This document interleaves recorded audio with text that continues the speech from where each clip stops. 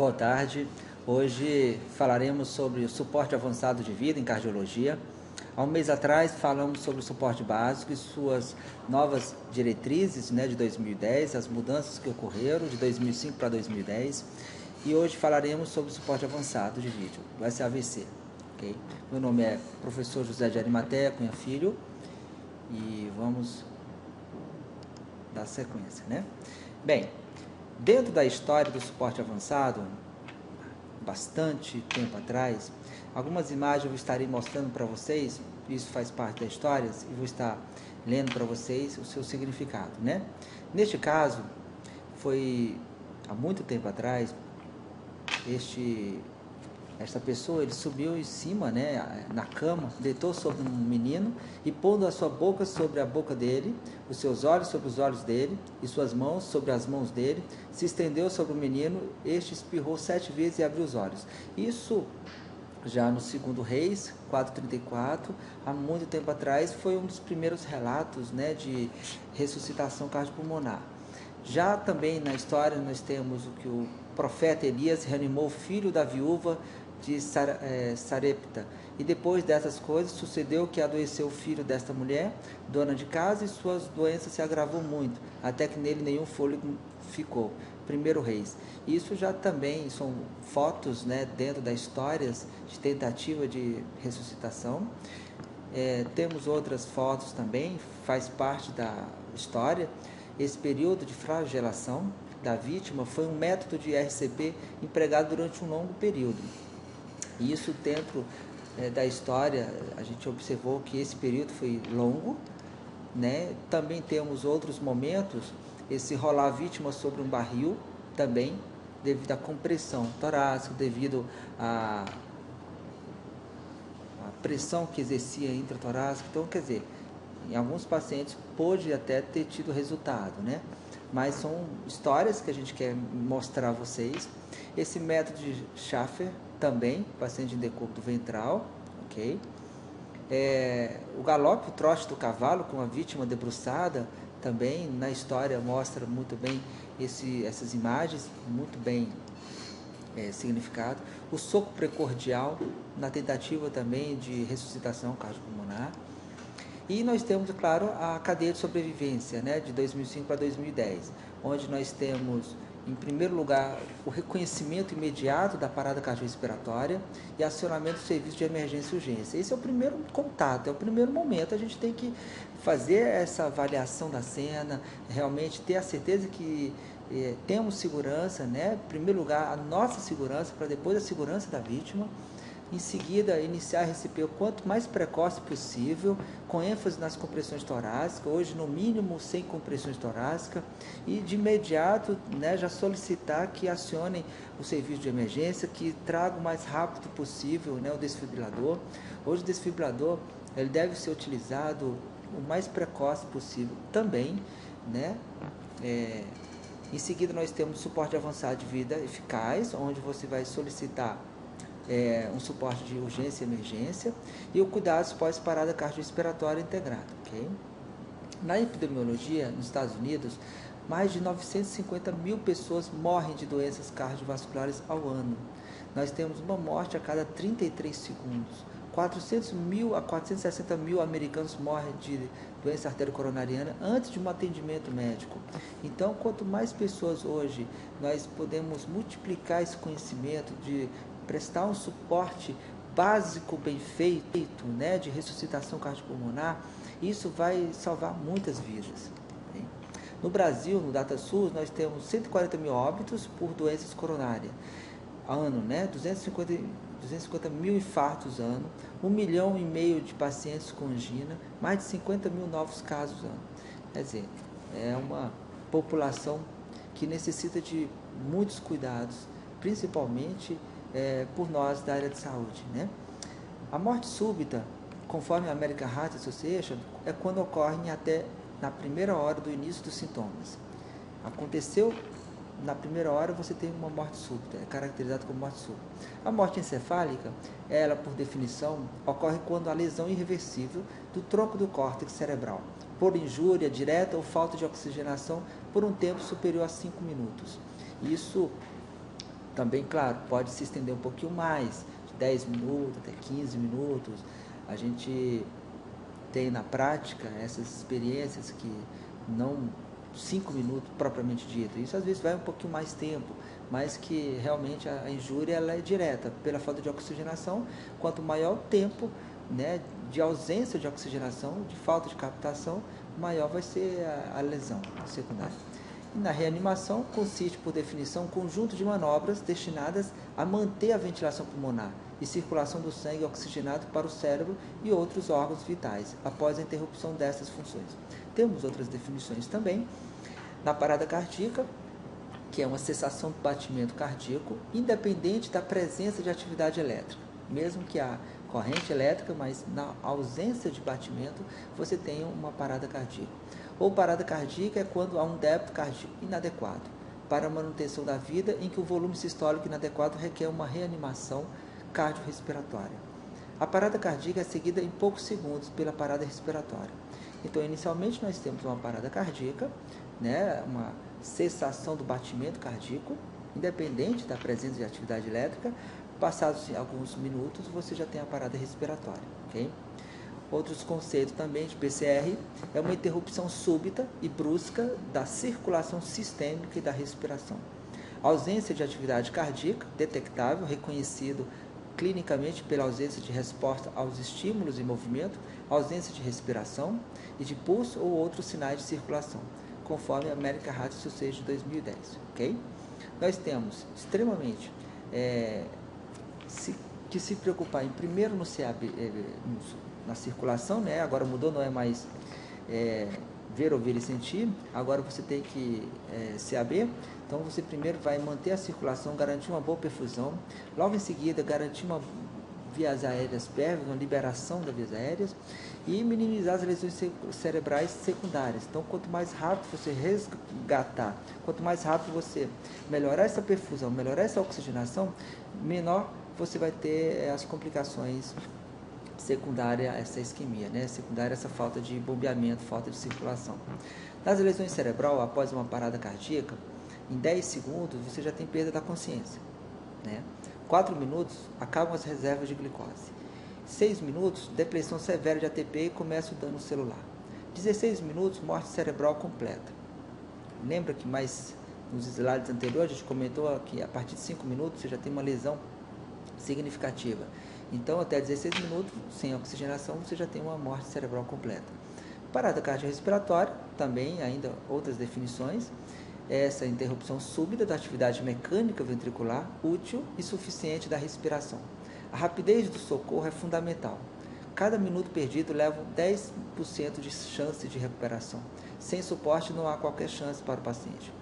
É importante lembrarmos que o suporte básico, ele sendo aplicado de forma bem feita, correta, dentro das técnicas, olha, a chance de sobrevida aumenta muito.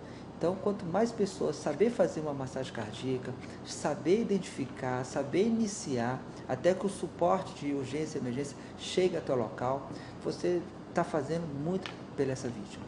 Tá? Bem, causas de morte súbita, nós temos infarto, intoxicações, afogamento, choque elétrico, overdose por drogas, aspiração de corpo estranho, asfixias. Estaremos citando porque falaremos lá na frente. Né? Situações com risco de evoluir para uma parada cardiorrespiratória. Nós temos diversas situações. Uma delas é a cardiopatia, uma das maiores causas.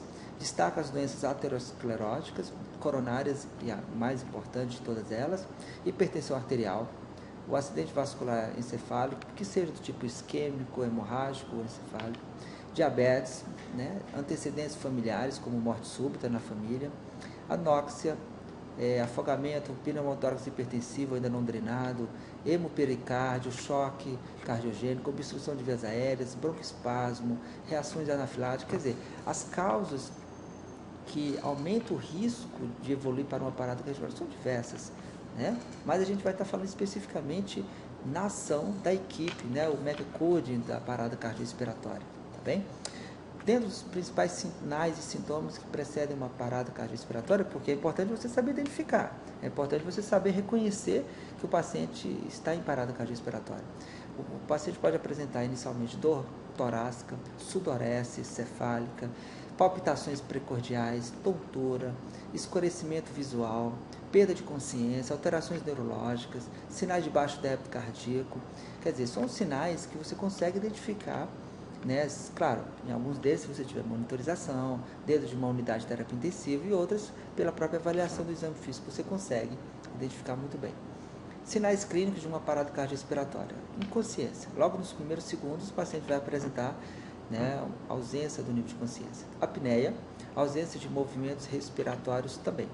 Se bem que, como na parada cardiorrespiratória, o primeiro momento é garantir uma boa perfusão, garantir uma circulação adequada, a gente precisa iniciar mais precocemente a massagem cardíaca. Claro que a respiração ela é fundamental, as vias aéreas PEVs, livres, com uma boa entrada e saída de ar, uma boa ventilação, não tenha dúvida que é correto, que é adequado. Mas a gente inicia primeiro com a massagem cardíaca, tá? Ausência de pulsos em grandes artérias, femoral e carótidas, ou ausência de sinais de circulação. O paciente pode apresentar uma midríase, né, uma pupila bem dilatada. Aqui você visualiza isso muito bem, avaliação de sinais de apoio, dilatação da midríase, falta de oxigenação no cérebro, você percebe que a pupila está bem dilatada, choque, parada cardíaca pode evoluir para essa falta de oxigenação cerebral, sangramento, medicamento. Aqui você tem a pupila já bem menor, contraída ou miose. Você também pode apresentar uma lesão no sistema nervoso central que evolui com esses sinais. Medicamento pode induzir também, drogas e derivados. Agora nós temos aqui embaixo o que nós chamamos de anisocoria. Você tem uma pupila que ela apresenta um diâmetro, né, menor e uma outra com uma dilatação significada, onde você constata uma área de menos circulação, uma área de isquemia, né, desse lado, por trauma craniano, por um acidente vascular encefálico, tá bem? Então essa anisocoria ela pode apresentar. Não é um bom sinal, mas a gente sabe que a equipe estando dando todo o suporte, quanto melhor a oxigenação, quanto melhor é o restabelecimento da circulação, com certeza você reduzirá muito as lesões secundárias, tá bom? Bem, e o que fazer? Então a gente tem que saber como é que a gente vai atuar nessas situações, né, da parada cardiorrespiratória. Bom, as alterações de ABC para CAB, isso já está hoje muito bem explicado, né? Em 2010, nas novas diretrizes, iniciar compressões torácicas antes das ventilações, tá ok? O ver, ouvir e sentir é um procedimento que antes era muito utilizado, agora não vai ser o primeiro passo, né? Se a respiração foi removida do algoritmo, ok? Então, há de abrir vias aéreas, o C de circulação, o A de abrir vias aéreas, o B de boa ventilação e o D de desfibrilação, tá? Essa é a sequência que nós iremos seguir. No procedimento inicial, após um reconhecimento de uma parada cardiorrespiratória, a primeira coisa é solicitar ajuda, né? As pessoas que estiverem próximas, solicitar que alguém tanto traga um desfibrilador elétrico tipo DEV ou que já solicite um suporte avançado, né, que entre em contato com a equipe de emergência e urgência, tá? O desfibrilador é extremamente necessário nos primeiros minutos a ser aplicado, se assim puder. O monitor, para você poder realmente avaliar o traçado dos batimentos. Colocar a vítima em decúbito dorsal horizontal em uma superfície plana e rígida. Manter a cabeça e o tórax no mesmo plano, iniciar suporte básico de vida. O suporte básico de vida, ele vai estar, a gente falando o tempo todo, porque o suporte básico, ele precisa ser bem feito, bem aplicado, e isso no suporte avançado tem um efeito, um significado muito grande, tá? Bem, na abordagem no CAB, nós temos primeiro a circulação, né, restaurar a circulação, liberar vias aéreas e realizar respiração de resgate, se necessário, e desfibrilador. Na circulação, o paciente com ausência de pulso ou sinais de circulação deve ser aplicado a compressão torácica externa, massagem cardíaca externa, que consiste na aplicação rítmica de pressão sobre o tórax, com uma frequência mínima de 100 vezes por minuto e de pelo menos 2 polegadas ou 5 centímetros de profundidade. E aguardar o retorno torácico para que você inicie a próxima massagem. A localização do ponto de compressão, nós temos 2 dedos acima do apêndice xifoide, na linha intermamilar, e no terço inferior do externo. Então a gente precisa fazer anatomicamente a visualização deste local, 2 dedos acima aqui do processo xifoide, tá? Na linha intermamilar, ok? E no terço inferior do externo, tá?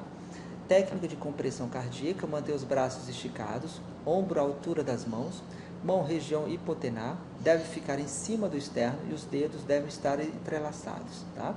Utilizar o peso do tronco, a pressão de deprimir de 3 a 5 centímetros, a compressão deve ser regular e rítmica, no mínimo de 100 vezes por minuto, sendo 5 ciclos de 30 compressões por 2 ventilações, ok? Então aqui está mostrando pela foto, muito bem, a identificação, a localização, tá? Muito bem, as mãos aqui entrelaçadas, já visualizando na região hipotenar, com 2 dedos acima do processo xifoide, ok? Braços esticados, apoiados as 2 mãos e com os dedos entrelaçados nesse RCP, tá? Muito importante o posicionamento da vítima, uma estrutura segura, seca, né, de preferência, local onde você possa realizar uma massagem cardíaca com mais segurança, ok? Alteração na sequência ainda agora, né, de ABC para CAB. Importante que você observe a altura do ombro, tá? O posicionamento do membro, ênfase nas compressões torácicas sempre agora, tá? Isso vai permitir uma garantia maior da circulação pelas compressões torácicas, tá? Vai melhorar a perfusão, vai melhorar a circulação e o restabelecimento deste paciente, tá? Nós temos aqui, é importante você lembrar, faça 30 compressões, 2 ventilações, tá? Mesmo que você inicie a colocação dos eletrodos, é importante que a massagem cardíaca ainda permaneça, não seja interrompido. Ela vai ser interrompida quando você for fazer a análise do ritmo, tá? Nas novas diretrizes, os socorristas leigos e profissionais podem utilizar, né, essa técnica muito bem. Frequência de compressões torácicas no mínimo de 100 por minuto, tá? Que é o alinhamento correto, percebe o alinhamento como é que é feito. Normalmente, quando você usa a técnica correta, você não costuma sentir dores, tá? Isso dentro da técnica. Então vamos lá. Vias aéreas agora. Alinhamento da cabeça com o tronco, extensão do pescoço, tração anterior da mandíbula. Na ausência de tônus muscular, língua e o epiglote poderão obstruir as vias aéreas. Muito cuidado com isso. Comum em pessoas inconscientes, tá? Aqui eu tenho uma obstrução significativa das vias aéreas por queda, né, da base da língua. Então você tem aqui uma região da língua por ausência de tônus, você acaba tendo uma obstrução da passagem do ar, né? Ok?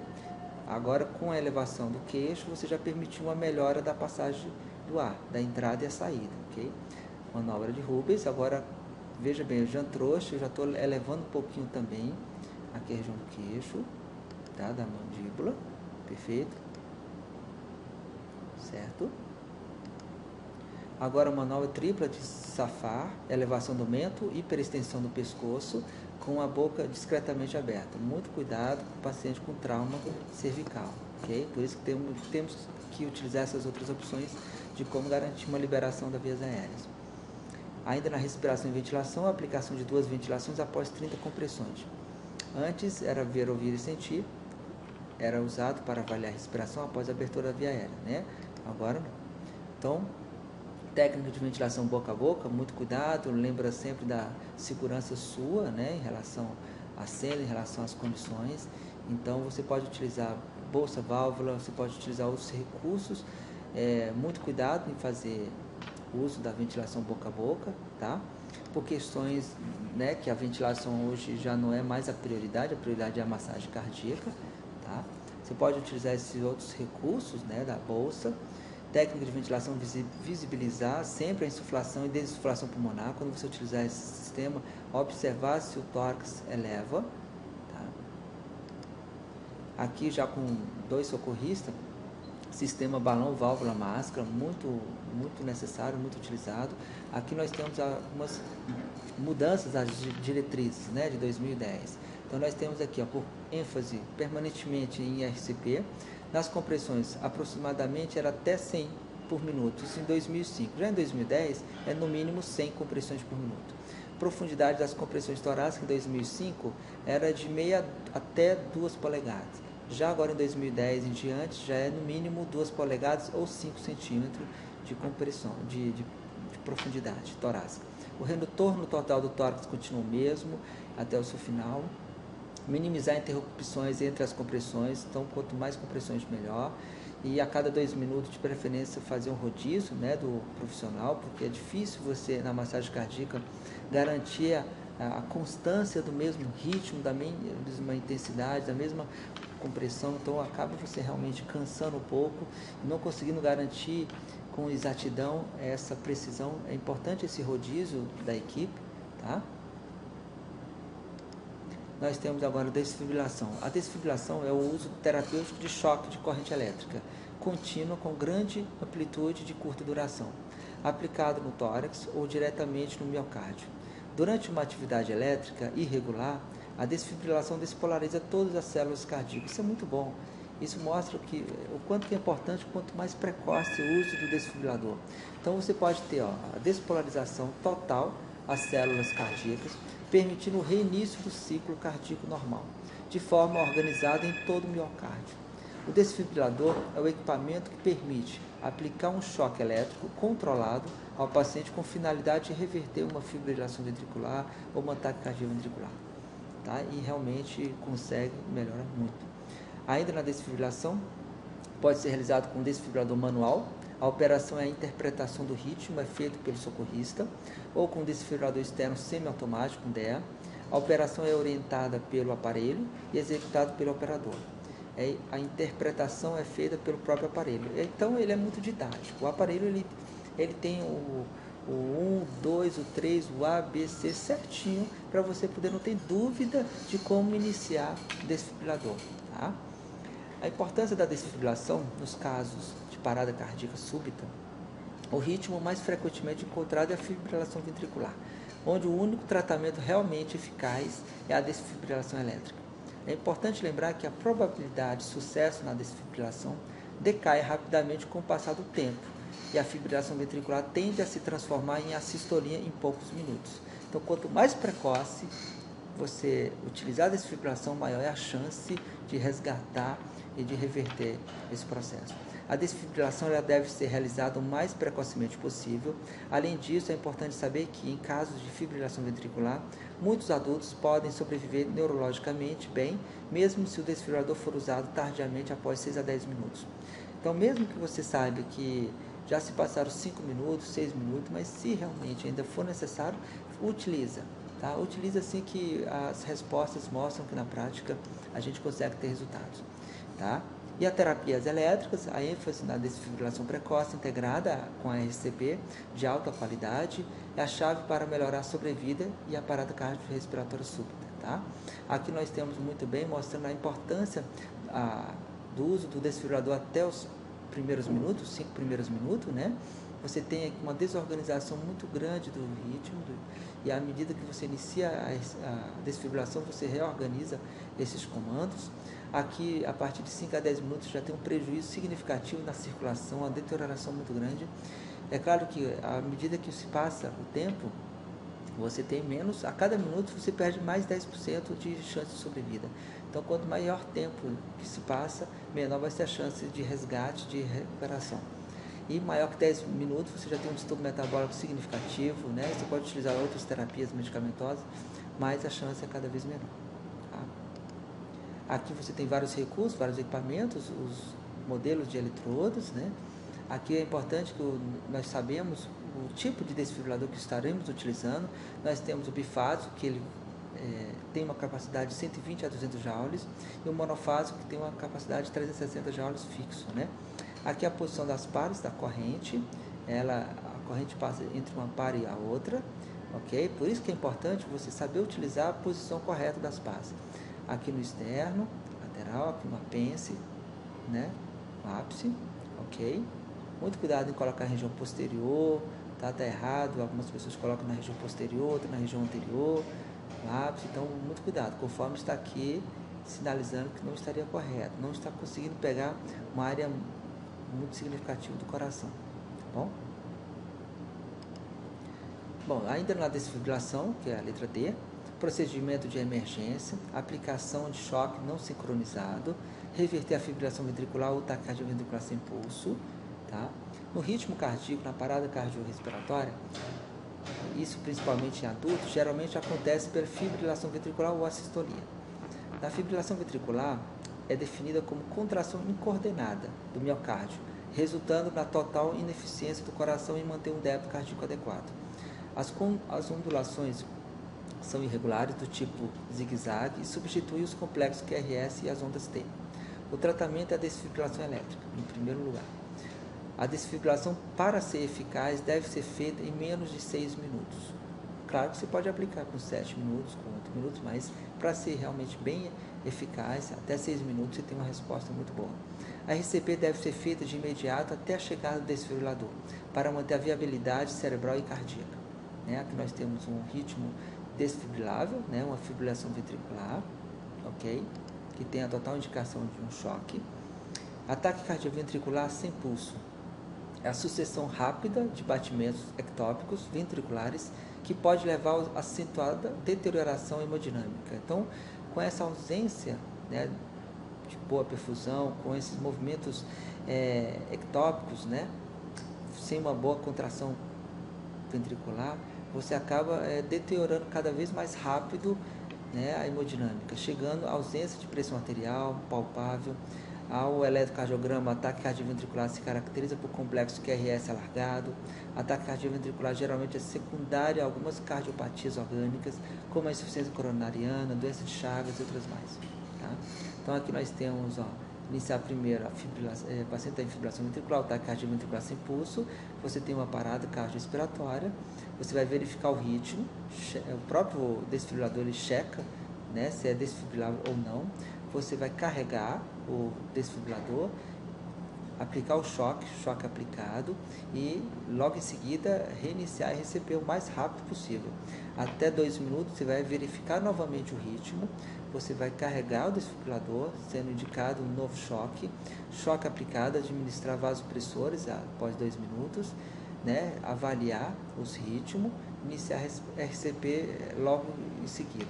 Então, quanto menos tempo você conseguir diminuir esses intervalos de não RCP, melhor é. Então, quanto mais rápido a RCP, quanto mais com qualidade, precisão, dentro de uma técnica correta, você fizer, maior a chance de sobrevida, tá? Ok? Aqui nós temos o ritmo desfibrilável agora também, da taquicardia ventricular, tá certo? A sistolia. A sistolia ela é definida pela cessação de qualquer atividade elétrica ou mecânica dos ventrículos. Caracteriza-se por traçados isoelétrico, é mais difícil de ser revertido, Aqui nós temos o modelo de uma sistolia, certo? Aqui o ritmo não desfibrilável, atividade elétrica sem pulso, ok? E aqui a linha de sobrevida, a corrente de sobrevivência, que já tínhamos visto. Tempo é vida. Quando o coração para, há uma lesão cerebral, inicia uma lesão cerebral. Em menor que 5 minutos, você consegue ter um restabelecimento ainda significativo, porque a circulação cerebral ela é muito inteligente. A gente tem um sistema de autoproteção cerebral. Então é importante hoje, na pós-RCP, você utilizar uma hipotermia, induzir uma temperatura até 32 graus. Com isso, você consegue, a cada grau de temperatura que você consegue reduzir, na indução de uma hipotermia pós-parada, você consegue reduzir significativamente o consumo de oxigênio.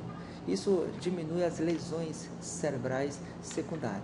Então você consegue ter um paciente após uma RCP, que ele se retornou, a RCP, houve um sucesso de toda a equipe, dos procedimentos que foram tomados, o paciente ele evoluiu pós a RCP com um quadro de déficit neurológico mínimo em função dessa hipotermia pós-parada. Então hoje temos grandes bons estudos randomizados, duplo cego, grandes estudos mostrando a importância do uso da hipotermia pós-parada e vários protocolos que podemos estar em outro momento discutindo esse assunto. Iniciar a reanimação básica rapidamente, tá? Corrente da sobrevivência, nós temos aqui os elos da nova cadeia de sobrevivência, né? Primeiro é reconhecimento imediato da parada cardiorrespiratória e acionamento do serviço de emergência e urgência. Segundo é RCP precoce imediato, com ênfase nas compressões torácicas, né? De no mínimo 100 compressões torácicas, com pelo menos, no mínimo 2 polegadas ou 5 centímetros de profundidade do tórax, né? De compressão. RCP precoce, com ênfase nas compressões torácicas, rápida desfibrilação, né, de preferência nos primeiros minutos, suporte avançado de vida eficaz, né, depois vem o restabelecimento das vias aéreas, a utilização de uma prótese definitiva, de uma intubação, né, os ajustes do ventilador mecânico neste paciente. É importante também você ter os cuidados ventilatórios pós-parada cardiorrespiratória. Muitas vezes, vou dar um exemplo bem prático, às vezes o paciente já está em uma unidade de terapia intensiva, com o uso de um PIP elevado, que é uma pressão positiva expiratória final, com o uso de volume correntes elevados, ou o paciente, ele, após a parada cardiorrespiratória, você quer retornar ao ventilador. O paciente voltou, o ritmo está agora normal, o paciente, mesmo com droga vasoativa, está mantendo estável, né? E o respirador você vai conectar no respirador. Esses parâmetros têm que ser alterados. Você, de preferência, inicia uma frequência respiratória um pouco mais alta, pelo todo o distúrbio metabólico que foi gerado, né? Nos primeiros minutos, coloca uma frequência respiratória um pouco mais elevada, um volume corrente, pelo menos 5 a 6 ml por quilo de peso, não precisa ser um volume corrente de 10 ml de quilo de peso, porque quanto maior for o volume corrente, maior é a pressão intratorácica, e isso diminui o retorno venoso, tá? Diminui a pré-carga e a pós-carga. Então, muito cuidado com o volume corrente elevado em paciente pós-parada, tá? Isso pode prejudicar a perfusão, né, do retorno venoso e o paciente evolui para uma nova parada. O PIP elevado também, se assim for necessário, mas de preferência após parada também o uso do PIP tem que ser menor, porque o PIP ele atua diretamente na diferença alvéolo arterial de oxigênio. Então o PIP também vai aumentar a pressão intratorácica, vai diminuir o retorno venoso e pode prejudicar o bombeamento, né, da circulação do coração. Então o paciente pode evoluir para uma nova parada logo minutos depois. Então alguns ajustes ventilatórios também na pós-parada, a gente tem que ter cuidado de ter essa preocupação, tá? Lembrando que essa frequência respiratória um pouco aumentada na pós-parada, ela é durante só a primeira hora. Em seguida vai vir a gasometria, você vai corrigir o distúrbio eletrolítico, você vai corrigir o PCO2, vai corrigir a hipoxemia, tudo bem? Se o paciente tiver com o nível de fração inspirada de oxigênio baixa, no pós-parada de imediato você aumenta um pouquinho essa concentração de oxigênio até que se restabeleça e após a gasometria você vai fazendo as correções, ok? O objetivo primordial do atendimento à parada cardiorrespiratória é o tempo, é cérebro, né? Quanto mais rápido o restabelecimento, menor seriam os danos cerebrais, menores seriam as complicações cerebrais e mais rápido o paciente vai ter uma recuperação muito boa. Preservar o cérebro é fundamental. RCP, reanimação cardiopulmonar, e RCP-C, reanimação cardiopulmonar cerebral, tá bom? A RCP de adulto por socorristas leigos, né? Os principais pontos de discussão e alteração nas novas diretrizes de 2010 da American Heart. Primeiro, simplificar o treinamento do socorrista leigo, né? A gente tem que ser bem objetivo, bem prático, utilizar com uma maior precisão o suporte básico, né, para o leigo. Continuar enfatizando a necessidade de aplicar compressões torácicas o quanto antes em vítimas de parada cardiorrespiratória súbita, né? O CAB, voz, foi retirado. RCP de alta qualidade, sem compressões, 2 polegadas, 5 centímetros de compressões torácicas, retorno total do tórax, 30 compressões em vez de 2 ventilações, tá? Então o algoritmo de suporte básico de vida tem que estar bem assim, bem presente, bem assim, bem treinado, bem preparado para você poder saber aplicá-lo da melhor maneira, né? Em primeiro, não responsivo, sem respiração ou com respiração anormal, uma respiração de gaspro, né? Acione o serviço de emergência logo em seguida, pega o desfibrilador, inicia a RCP, verifique o ritmo, choque caso indicado, repita a cada 2 minutos. Então você vê que aqui o ciclo ele é bem simples, né? Cada 2 minutos você vai verificar o ritmo, e isso, a necessidade de medicamentos, a necessidade de outro choque, assim vai. No suporte básico de vida para profissionais de saúde, as vítimas de parada cardiorrespiratória podem apresentar um curto período de atividade semelhante à convulsão gáspio agônico. Treinamento, temos que saber utilizar, saber identificar esses sinais. O profissional de saúde deve verificar rapidamente se não há respiração ou se a mesma é anormal. Acionar o serviço de emergência, urgência e buscar o DEA o quanto antes, ou solicitá-lo o quanto antes. Protocolo CAB ao invés de ABC. Voz foi retirado, ver, ouvir e sentir. Não deve levar mais do que 10 segundos para avaliação do pulso, carotíade femoral. A RCP de alta qualidade, a gente lembra sempre das compressões de no mínimo 100 compressões, 2 polegadas, no mínimo também, que representa 5 centímetros de compressão torácica, o retorno total do tórax, 30 compressões em vez de 2 ventilações. Tá?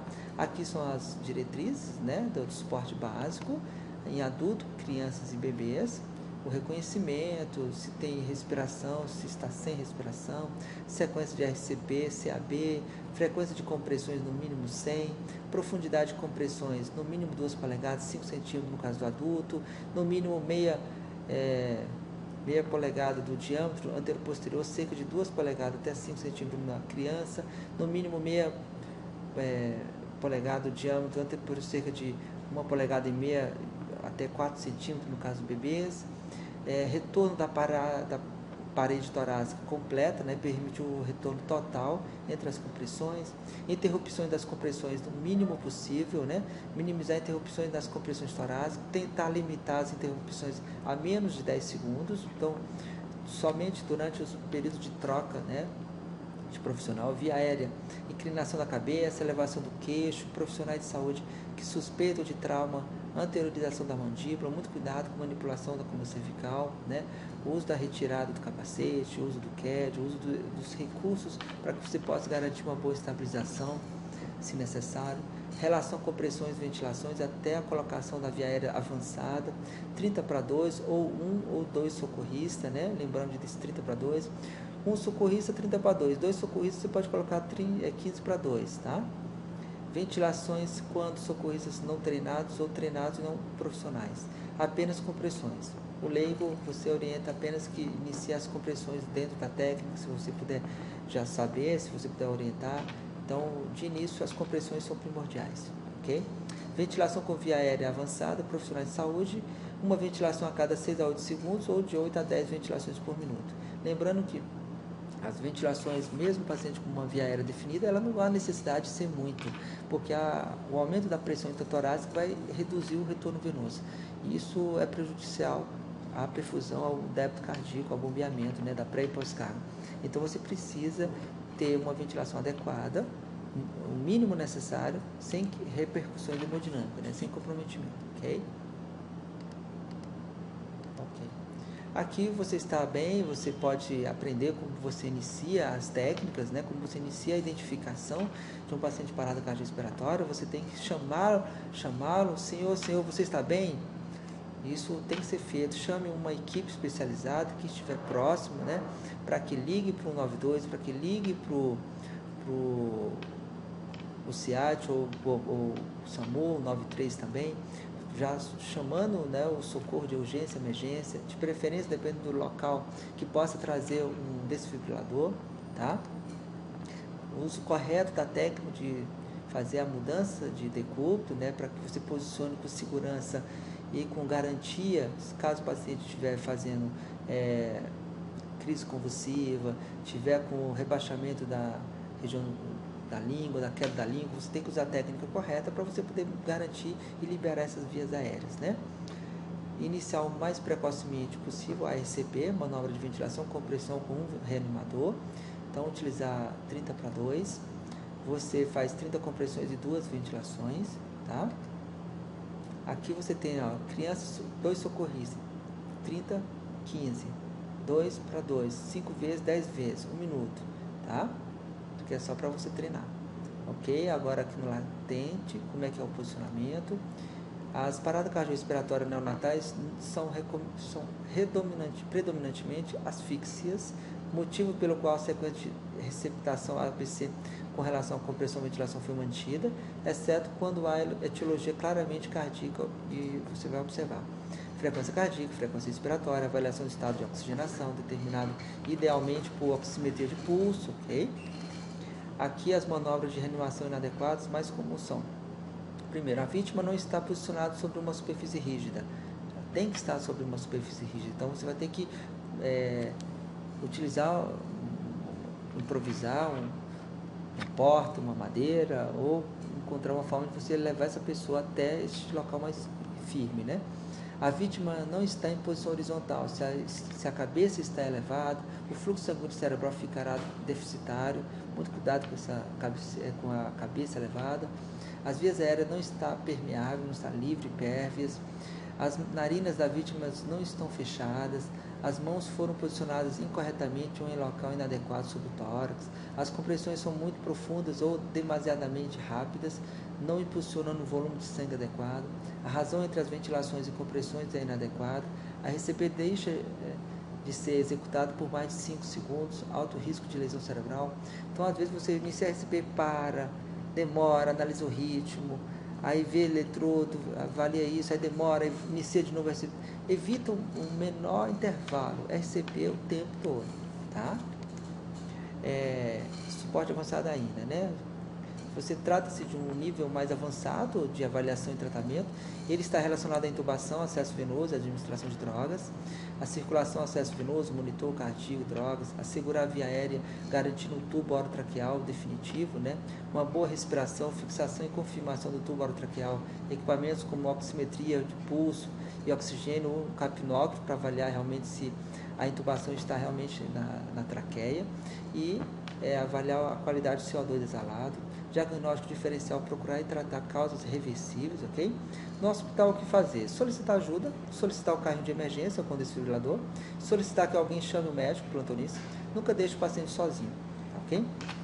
E nesse momento eu vou estar parando por aqui. A gente vai estar continuando esse assunto em outros momentos também, e estaremos falando sobre hipotermia pós-parada, sobre umas novas diretrizes, né, que estamos utilizando com muito sucesso. E queria mandar um abraço a todos vocês.